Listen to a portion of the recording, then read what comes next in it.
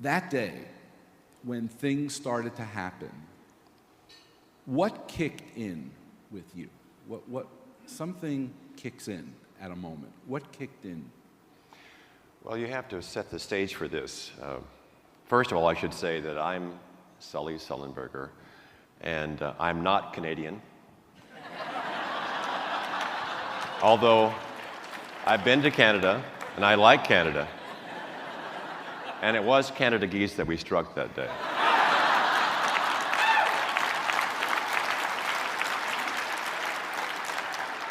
But it wasn't malicious. It was inadvertent. But the flight, like most other flights I'd had for 42 years, was completely routine and unremarkable for the first 100 seconds. And then in the next 208, we faced the challenge of our lives. The way I describe it is that Jeffrey Skiles, my first officer, and I found ourselves in a crucible in this cockpit in which we were fighting for our lives and the lives of our passengers and crew. And we didn't have time in that 208 seconds to figure out what we needed to know. We had to have already done the hard work for decades, for 20,000 hours, each of us. Between the two of us that day, we had over 75 years of flying experience, 40,000 hours of flying time. And I'm eternally grateful to Jeffrey Skiles for his skill and his courage that day. But what kicked in was the well-learned fundamental skills, the in-depth knowledge, and the judgment that comes only from experience.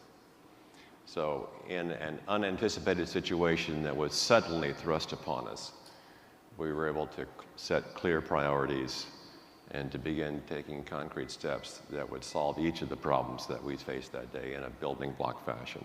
So even though in the most demanding training scenarios, we had never practiced the entirety of all the challenges that we faced that day on that one flight, the loss of thrust on both engines at such a low altitude and such a low speed over such a densely populated urban area with so few options, we had certainly practiced portions of it. And so in a step-by-step fashion, we were able to quickly assemble already learned procedural building blocks that were sufficient to surmount a challenge that at first seemed almost insurmountable. You're in front of 1,300 people, many of them who are twittering to other learning colleagues around the world, representing really a large chunk of the corporate training and education that's going on in the United States. What message do you have to them that either from your own experience that day or from even what's happened to you afterwards as you've seen what the thirst for this story is? What would be your summary story or statement to this group? I would say that I've been very fortunate in my life, a lot of ways. First, to have found my passion so early. I literally knew at 5 I was going to fly, and I was actually lucky enough to be able to actually do that my entire life. That had a great advantage for me. It made me willing to work very hard to become expert at what I love and care about. Again, my curiosity fueled my lifelong learning. Very lucky about that. And so I always read a lot about things I either thought were important or things that just interested me. I would say I was also fortunate in that I chose a career in which experience was valued. And that's not always the case these days.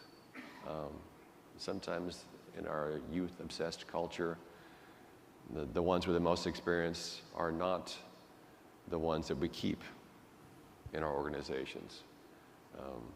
Passengers told me that when they boarded that flight that day, not knowing what was going to happen, they looked up in the cockpit and they were reassured that I had a bald spot and that what I did have was white.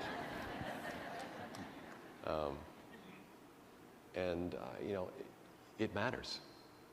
The subtitle of my book is My Search for What Really Matters. And one of the things that matters is experience. So I would say we could learn something from other cultures In Japan, for example, their elders are revered for a variety of reasons, societal reasons. And I think that maybe we've gone too far the other direction sometimes. I would also say that certainly in my industry, and I think in many others, you have to really be careful when you're cutting costs that you stay true to your, well, let me back up. Whatever organization you're in functions best when you have clear values. You have clear goals. And everybody in the organization knows what they are and agrees with them and sees their leaders exhibiting them, living them. One of the things I said to my colleagues when I accepted the Airline Pilots Association Safety Award for my crew was that airline pilots are the conscience of the industry, and that we do all these things to keep our passengers safe. We exercise this great care in every flight for 3 reasons. Our passengers deserve it, our colleagues expect it, and our profession demands it. And I hope that we keep our priorities straight when we're cutting costs, and that we can remain true to our ideals and value experience and teach people in a way that gives them fundamental skills that are well learned, in-depth knowledge, and judgment to deal with the unanticipated. Captain, thank you. Thank you. Enjoy it.